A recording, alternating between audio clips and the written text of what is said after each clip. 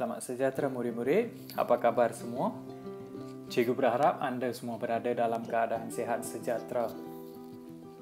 Hari ini kita akan belajar tentang cara-cara membina kerangka karangan dan menulis karangan. Tajuk kita pada hari ini, cara-cara memupuk semangat kejiranan ataupun cara-cara memupuk perpaduan. Isi-isi yang akan kita bincangkan pada hari ini sesuai dengan kedua-dua tajuk ini. Marilah kita mulakan pelajaran pada hari ini. Murid-murid, anda dapat lihat peta alir di sini. Peta alir digunakan untuk membina kerangka karangan. Di sini terdapat 6 kotak di mana kita akan isi pendahuluan, isi pertama, isi kedua, isi ketiga, isi keempat, dan penutup. Baiklah murid. Di sini juga cikgu senaraikan beberapa peribahasa yang dapat kita gunakan dalam karangan ini yang sesuai dengan tajuk karangan ini. Baiklah murid-murid, kita akan mulakan dengan pendahuluan. Jika kita lihat di sini, terdapat 2 isi yang dapat digunakan dalam pendahuluan, iaitu amat penting dan perlu berusaha untuk memupuk.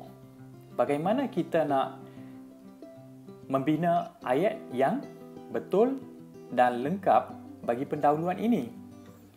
Baiklah, kita boleh menggunakan tajuk yang diberikan.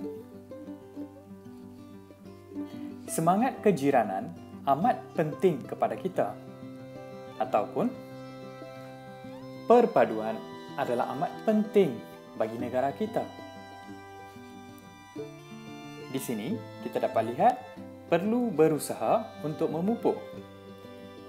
Kita perlu berusaha untuk memupuk semangat kejiranan. Dan bagi tajuk cara-cara memupuk perpaduan pula, kita perlu berusaha untuk memupuk perpaduan. Beginilah murid, satu pendahuluan yang ringkas. Marilah kita lihat isi pertama pula.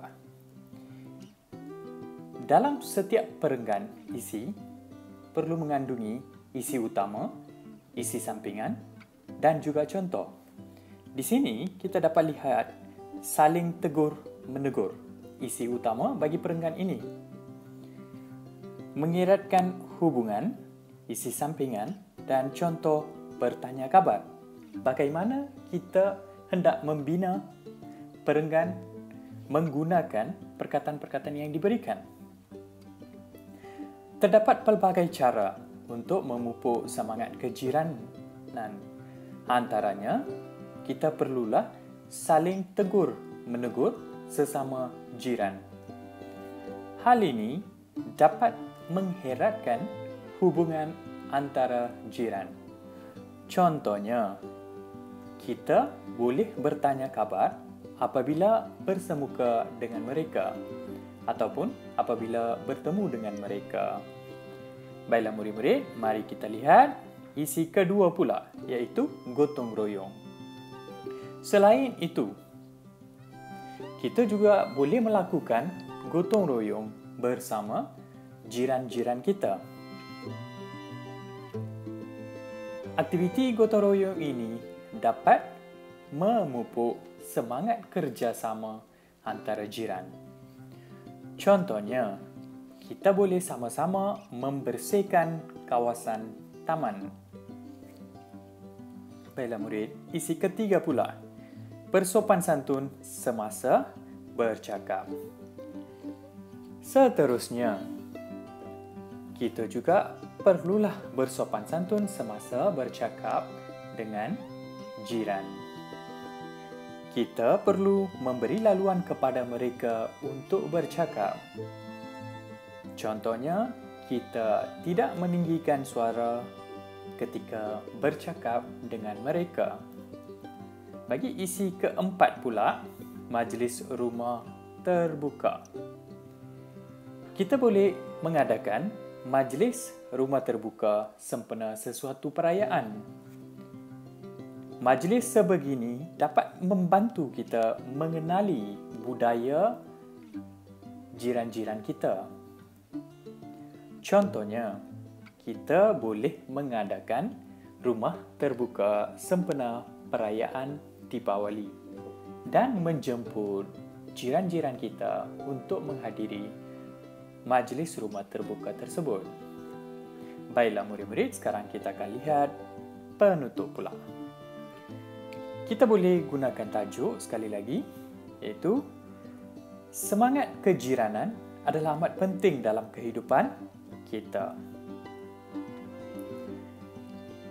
Kita haruslah saling memahami dan bekerjasama kerana bersatu teguh, bercerai kita roboh. Kita boleh gunakan peribahasa-peribahasa yang diberikan ini.